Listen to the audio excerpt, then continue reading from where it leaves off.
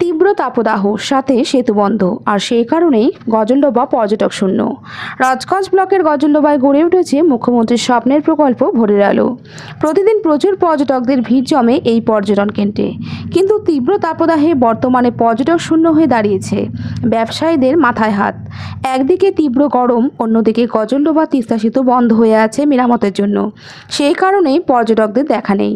এলাকার ব্যবসায়ীরা জানায়, এই সময় গরম থাকলেও প্রচুর পর্যটক ডুয়ার্সে ঘুরতে যাওয়ার পথে গজলডোবায় চলে আসে, কিন্তু তিস্তা সেতু বর্তমানে সম্পূর্ণ বন্ধ থাকার কারণে ঘুরপথে ডুয়ার্সে চলে যাচ্ছে, আর সেই কারণেই বর্তমানে পর্যটক শূন্য হয়ে দাঁড়িয়েছে ভোরের আলো। একদমই নাই দাদা, বন্ধ। ওরা কি হাইটে গরমের ভিতরে কেউ আসতে চায় বলো? এক সাইডটা যদি খোলা থাকতো রাস্তাটা, মনে করো, তাও তো মনে করো হাইটা কিংবা গাড়ি নিয়ে বাইক যেতে দিলে তাও ভালো হতো। মানে হ্যাঁ, সাইকেলটা অবধি বন্ধ রাখছে, এটা হয় নাকি? এত বড় বড় ব্রিজগুলো যাচ্ছে, কাজ হচ্ছে, এক সাইডে কাজ করে এক সাইডে বন্ধ রাখে, আর এখানে তো একদম টোটালটাই বন্ধ।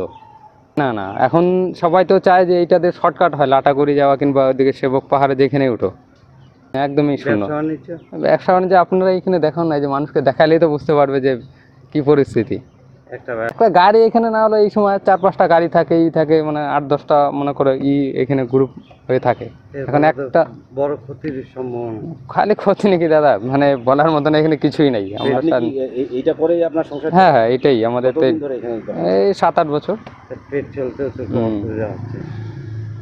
এখন কি করবো দাদা? দেখো, এটা হলো মানে এক সাইডটা যদি খোলা রাখতো তাহলে মনে করো, আশা করি তার থেকে আরও বেশি, মানে স্টুডেন্টগুলো যে যায় না, মানে তাদের আরও বেশি ক্ষতি হয়। পর্যটক তো মানে হিসাব করুন, 1 কিলোমিটার হাইটে যাওয়া আসা একটা মানুষের সম্ভব এই রোদ্দুরের ভিতরে? শুধু একটা সাইড খুলে দিত, যতটা মানে তাড়াতাড়ি পারে একটা সাইড অন্তত খুলে দিক। তো নাই বললেই চলে, বন্ধ না, ওই জন্য এখন বাইরের লোকজন না আসলে বিক্রি বাট্টা কী করে হবে? ব্যবসা বাণিজ্য ওই রকমই টুকটাক লোকাল লোকজন। আমার তো ফুচকা ওই মনে করো যে লোকাল কেউ যদি 10 টাকা 20 টাকা খায় এরকম। আগে মোটামুটি ভালোই হতো, রবিবার করে যেমন আমরা 1500-2000 বিক্রি করতাম, এখন ওই যে 400-500, কোনোদিন 100-200 এরকম বিক্রি বাট্টা। খুবই শোচনীয় অবস্থা, খুবই শোচনীয়। ব্রিজ না করলে ব্যবসা ভালো হবে না। আপনাদের এই সংসার কি এটার উপরে চলে? সংসার মোটামুটি এটার উপরেই চলে, এখন না আসলে উপায় নাই, কী করবো? আসি ওই মনে করেন যে খরচা তো আর কম না, বাচ্চা কাচ্চার খরচা আছে প্রতিদিন। আপনার ফ্যামিলি মেম্বার কতজন আছে?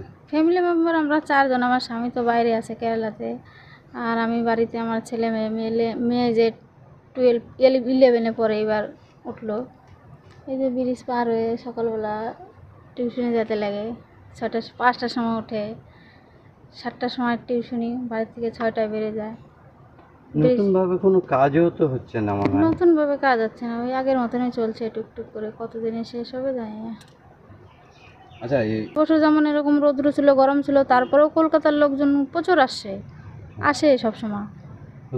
আর এই বছর আসবে কি করে? ব্রিজ বন্ধ না, সব জায়গায় মনে করুন সব কিছুতে দেওয়া হয়ে গেছে যে ব্রিজ বন্ধ। আর কলকাতার পর্যটকরা আসে, মনে করুন আমাদের এখানটাও ঘুরে, ব্রিজ পার হয়ে লাটাগুড়ি টাটাগুড়ি সম্পূর্ণ জায়গায় ওরা ঘুরে আসে। এখন কি অন্য দিক দিয়ে চলে? এখন অন্য দিক দিয়ে চলে যাচ্ছে, আর আমাদের ব্রিজ বন্ধ যেহেতু, ওই জন্য আমরা মার খেয়ে যাচ্ছি।